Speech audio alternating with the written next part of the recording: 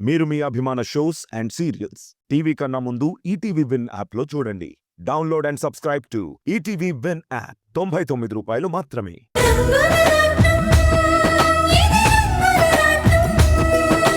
ఇక్కడున్న ఆస్తిపాస్తులన్నీ రఘు పిల్లలకే దక్కుతాయని కూడా చెప్పాను.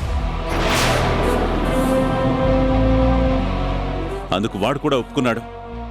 ఆ మాటకి కట్టుబడే నేను వర్షకి ఆస్తి రాసిస్తే కాదు అని చెప్పడానికి స్వప్నకి ఏ అధికారం ఉందని అడుగుతున్నాను. మీరు రఘు కూతురికే రాసిస్తే నేను కూడా ఆనందంగానే ఒప్పుకుంటాను మావయ్య.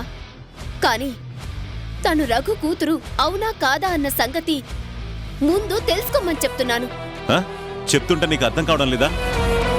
తనీ ఇంటి మనవరాళ్ళని నేను, పూర్ణ, సూర్యం అందరం నమ్ముతున్నాం. నీకేంటి ప్రాబ్లం? సరే మావయ్య, ఒక్క నిమిషం. లక్ష్మణ్, లక్ష్మణ్, ఈ ఇంట్లో ఉంటున్న వర్ష ఎవరు? నువ్వేం భయపడాల్సిన అవసరం లేదు. ఎవరో చెప్పు. మనవరాలని పెద్దయ్య గారు అమ్మగారు చెప్తున్నారు. ఓకే, నువ్వెళ్ళు. విన్నారు కదా మావయ్య, మీరు చెప్తున్నారు కాబట్టి తను మీ మనవరాలయ్యింది. అంతేకాని తనే మీ మనవరాలు అని ఈ ఇంటి డ్రైవర్ కూడా నమ్మడం లేదు. అలాంటిది ఈ ఇంటి కోడలైన నేనెలా నమ్ముతాను? నాకు నీ నమ్మకాలతో పనిలేదు. తనే నా మనవరాలు అని నేను నమ్ముతున్నాను. నువ్వు నమ్మినా నమ్మకపోయినా నాకొచ్చే నష్టం ఏమీ లేదు. నాకు తెలుసు మావయ్య, మీరిలాగే మాట్లాడతారని. దీని వెనుకాతలున్న మర్మమేంటో కూడా నాకు తెలుసు. అందుకే వర్ష విషయంలో నేను ఇంతలా పట్టుపట్టాను. ఏం మాట్లాడుతున్నావు? నిజం మావయ్య, నిజం ఇలాగే ఉంటుంది. ఇంత కటువుగానే ఉంటుంది. చూడండి, నిజంగా వర్షాయే ఈ ఇంటి మనవరాలైతే, సీతక్క కూతురే అయితే నేను కూడా తనని నా సొంత కూతుర్లా చూసుకుంటాను. మీరు రాసిచ్చిన ఆస్తి తన పాదాల దగ్గర పెట్టి క్షమించమని నేనే అడుగుతాను. అంతేకాని మీరొక మాట చెప్పారనో, తన పేరు వర్ష అని ఉందనో ఈ ఇంటి మనవరాలంటే మాత్రం నేను ఏ మాత్రం ఒప్పుకోను మావయ్య. దానికి తగిన సాక్ష్యాధారాల్ని మీరు చూపించండి. అప్పుడు మీకు నచ్చిన వాళ్లకి మీరు ఆస్తి రాసివ్వచ్చు. అంతేకాని మీరు కష్టపడి సంపాదించిన సంపద, రఘుబావ గారు ఎంతో కష్టపడి పెంచిన ఈ సంపదని పేరు కలిసిందని ఒక పరాయి మనిషికి ఇస్తానంటే మాత్రం నేను ఊరుకునేదే లేదు. అవసరమైతే నేను దీని గురించి ఎంతవరకైనా వెళ్తాను.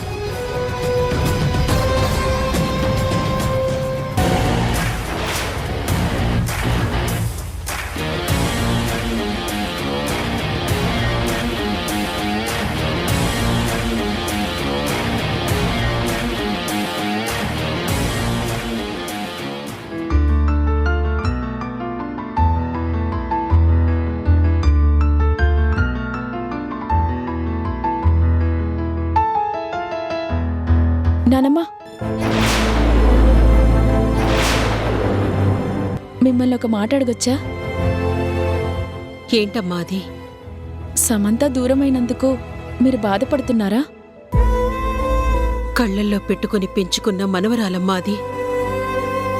నన్ను నాని అని పిలిచినా నాకు మాత్రం అమ్మ అన్నట్టే వినిపించేది. అమ్మలాగే పెంచాను.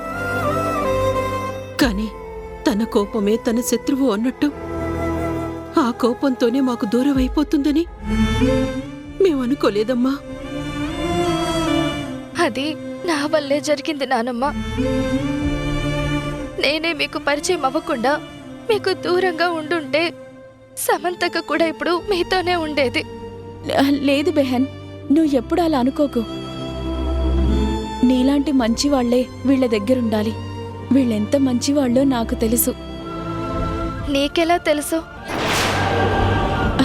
సమంత కూడా నాకు ఫ్రెండ్ కదా. సమంత ఎప్పుడూ చెబుతూ ఉండేది. తన మాటల్లోనే నాకు అర్థమైంది తాతయ్య నానమ్మ ఎంతో గొప్పవాళ్ళని. బట్ సమంత మాత్రం కరెక్ట్ కాదు. తను చాలా దుర్మార్గురాలు, చాలా చెడ్డ మనిషి. ఎప్పుడు ఇంట్లో గొడవలు పెడుతూనే ఉండేది. ఇంట్లో అందర్నీ బాధ పెడుతూనే ఉండేది. అలాంటి మనిషి చనిపోతేనే బాగుండేదని మేం కూడా అనుకున్నాం. ఇంక చాలమ్మా. నువ్వు నా మనవరాలు స్నేహితురాలువని నీకు మర్యాదగా చెప్తున్నాను. సమంత గురించి అలా మాట్లాడకో. అది మా ఇంటికి సంబంధించిన విషయం. లేదండి, ఆ సమంతని ఎంత తిట్టినా తప్పులేదు. అలాంటి దుర్మార్గురాలు అసలు ఇన్నాళ్ళు బతికుండడమే తప్పు. అలాంటి నీచురాలి గురించి మీరింకా బాధపడ్డమేంటి? చనిపోయిందంటే దరిద్రం వదిలిపోయింది, ఇంటికి పట్టిన శని పోయిందని మీరు వదిలేయాలి. అంతేకాని ఆ మనిషిని మీరు కలలో కూడా తలుచుకోకూడదు. తను మీ అందర్నీ ఎంత బాధ పెట్టిందో నాకు తెలుసు. నీకు ముందే చెప్పాను, నా మనవరాలు ఎలాంటిదైనా సరే తను మా రక్తం. మేం ప్రాణంగా పెంచుకున్న మనిషి. దాని కోపం ఎక్కువ ఉండొచ్చు, చెప్పింది అర్థం చేసుకోలేకపోవచ్చు. కానీ నా మనవరాలు చనిపోవాలని మేమెప్పుడూ అనుకోలేదు. దాన్ని మార్చుకోవాలనుకున్నాం. సమంతని, వర్షాని మా కళ్ళల్లో పెట్టుకొని చూసుకోవాలనుకున్నాం. అలాంటి మనిషి గురించి నువ్విలా మాట్లాడడం నాకు నచ్చలేదు. చనిపోయిన వాళ్ళ గురించి అలా తప్పుగా మాట్లాడకూడదు. అయినా సమంతక్క చెడ్డది కాదు. తను ఎందుకలా ప్రవర్తించిందో, ఎందుకలా చేసిందో నాకు తెలుసు. మా అక్క గురించి ఇలా మాట్లాడితే నువ్వు నాకు స్నేహితురాలివే కాదు. పర్వాలేదు, అలాంటి దాని గురించి మీరు నన్ను కొట్టినా సరే నేను నిజమే చెప్తాను. అది చెడ్డది, మూర్ఖురాలు, అసలు మనిషే కాదు. చెప్పాను కదా, అలాంటి వ్యక్తులు ఎవరింట్లోనూ ఉండకూడదు. అలాంటి మనస్తత్వం ఉన్నవాళ్లు చచ్చిపోవడమే మంచిది. ఇక మీరు తన గురించి గుర్తు పెట్టుకోవద్దు, వదిలేయండి. తన గుర్తుగా ఇంట్లో ఫోటోలు ఏమున్నా సరే అన్నీ పారేయండి. ఆ మనిషి మీ ఇంట్లో లేదు, ఎప్పుడో చచ్చిపోయింది. నువ్వు తన స్నేహితురాలివా? స్నేహితురాలు ఎంత చెడ్డదైనా సరే నా స్నేహితురాలు మంచిదే అని చెప్పేవాళ్ళు. వాళ్లే నిజమైన స్నేహితులు. అంతేకాని స్నేహితురాలు ముందు ఒకలాగా మాట్లాడి తను చనిపోయాక ఇలా మాట్లాడి నిన్ను అసలు మనిషి అనటానికి అసహ్యంగా ఉంది. నీలాంటి దాన్ని నా ఇంటికి పిలిచినందుకు ఇప్పుడు నాకే సిగ్గేస్తుంది. ఇప్పుడు చెప్తున్నాను విను. ఈ జన్మలో ఎప్పుడు మా ఇంట్లో అడుగు పెట్టకో. 10 వర్ష.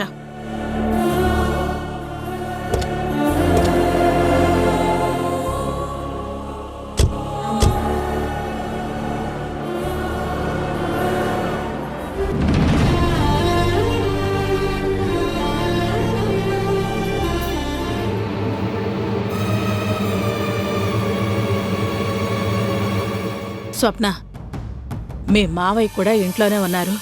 వాళ్ళందరూ కలిసిపోతుంటే ఇక నువ్వేవీ చేయలేవు. ఆ వర్షాన్ని పంపించేయాలి. ఇంకేమీ ఆలోచించుకో. నువ్వు ఎప్పుడు పంపించాలనుకున్నా గొడవే జరుగుతుంది. ఏదేవైనా సరే నువ్వే కదపాలి. సరే మమ్మీ, ఈరోజు అటో ఇటో తేలిపోతుంది. పద.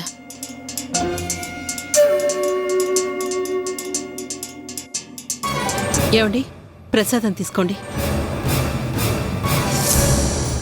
అందరూ ఇక్కడే ఉన్నారు కాబట్టి మాట్లాడే పనుంది. మాట్లాడతావా? ఏం మాట్లాడతావు? చెప్తానత్తయ్యా, ఎందుకు కంగారు పడుతున్నారు? మీ అబ్బాయిని కూడా రానివ్వండి. సిద్ధూ, సిద్ధూ, సిద్ధూ, త్వరగా రా సిద్ధూ.